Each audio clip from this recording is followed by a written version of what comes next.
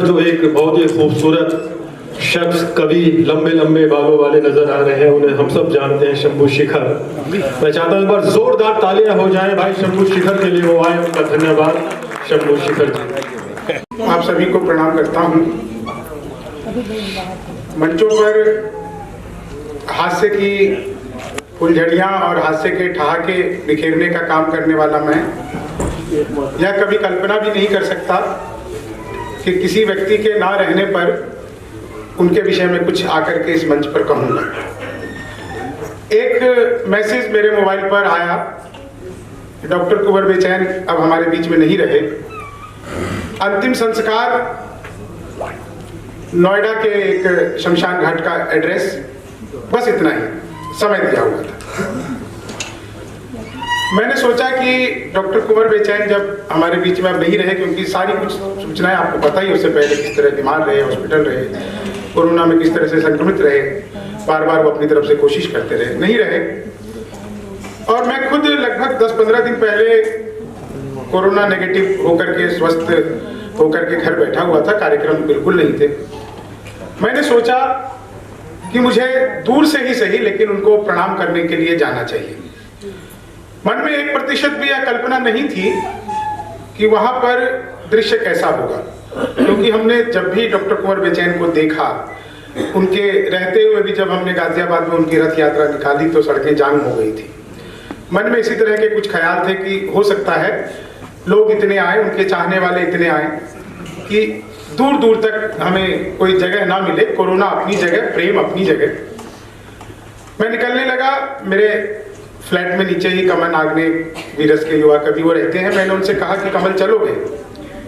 कमल बोले कि जी चलते हैं। गाड़ी निकाली, पहुंचे, और पहुंचे तो वहां पर कोई भी नहीं था।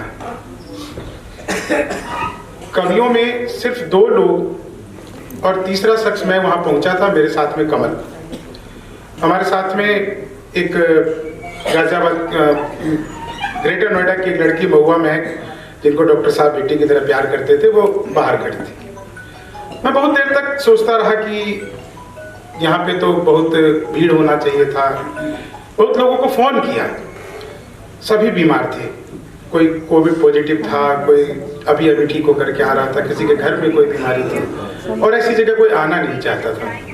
पूरे कार्यक्रम को लाइव किया, आप लोगों ने देखा, उनका गीत गाया, ये दुनिया सूखी मिट्टी है तो प्यार के छींटे देता चला। यह सब कुछ बहुत ही सामान्य था। असामान्य बस एक ही बात थी, जब उनके अंतिम संस्कार के बाद मैं और कमल मेरी गाड़ी से बैठकर आ रहे थे, थोड़ी ही दूर निकले, रास्ते में अचानक से मौसम बदला और धूल की बहुत बड़ी आंधी का गुबार उसने चारों तरफ से हमारी कार को ढक लिया।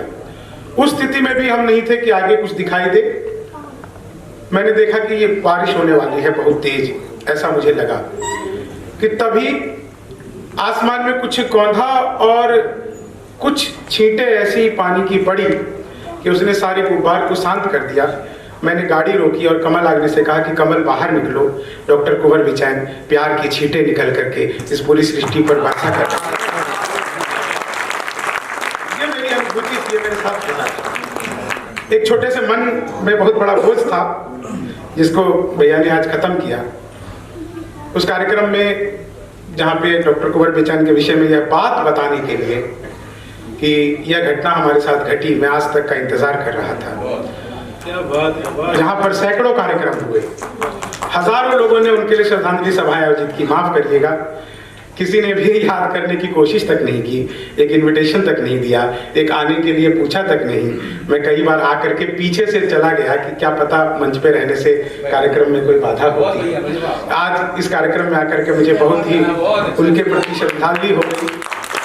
पहली बार उनके किसी श्रद्धांजलि कार्यक्रम में मैं आया, इतने कार्यक्रम आयोजित हुए कहीं पर भी, लेकिन मैं एक चीज आपको बस आधे सेकंड का और समय लूंगा बस, क्योंकि मैं जीवन के प्रति बहुत ही आशावान हूँ। जीवन में चीजें चली जाती हैं, आ जाती है, लेकिन जीवन कभी खत्म नहीं होता है। मैं एक हास्य का कवि हूँ और आप सब बहुत सारे लोग जानते हैं कि मेरे स्वभाव में बड़ा ही फक्कड़पना है, बहुत ही बिगड़ैल किस्म का एक व्यक्तित्व हूँ मैं।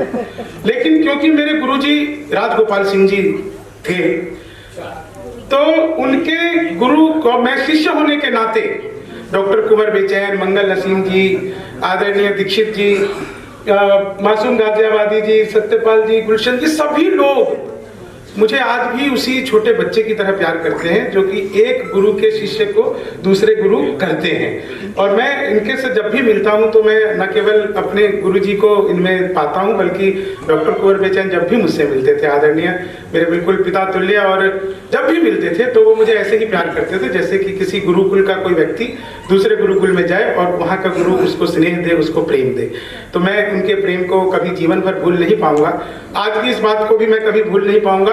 बस 15 से 20 सेकंड आप लोगों के लिए आप लोगों का लूंगा, और जो एक शेर बहुत ही अच्छा यहाँ पे पढ़ा था कि जीवन में अब आगे बढ़ा जाए, जीवन को अब खुशियों से भरा जाए। यह नहीं समझो कि यह अवसान साधारण मरण है। डॉक्टर कुंवर बेचैन हमारे बीच में नहीं है। यह नहीं समझो कि यह अवसान साधारण मरण है, यह प्रसव पीड़ा तरंगों का घनीभूतीकरण है, यह किसी कल्याणकारी आत्म मृत्यु का वर्ण है, यह सृजन की प्रक्रिया प्रारंभ का पहला चरम है। एक क्रम है जो निरंतर बन रहा है, मिट रहा है, एक भ्रम है जो निरंतर मिट रहा है, थम रहा है, जो कभी सीपी कभी स्वाति के तन में पल रहा है, अंत में पीड़ा सहेजे रोज मोती जन रहा है। यह नहीं समझो कि यह अवसान अब अंतिम विलय है, अमर सुर संथार तारों पर खिंची यह एक लय है, अनाहत आकाश में संघात करता एक समय है, तमाच्छादित स्टेज पर यह काल का अद्भुत प्रलय है। अब इसे स्वीकार करिए, सृष्टि का वरदान है ये, प्रलय झंझावात में भी एक लंबा ध्यान है ये, उस कुंवारे रचयिता के लक्ष्य का संधान है ये, फिर किसी के आगमन से पूर्व का प्रस्थान है। बहुत अच्छा शंभू भाई, वाह वाह वाह वाह। आभार।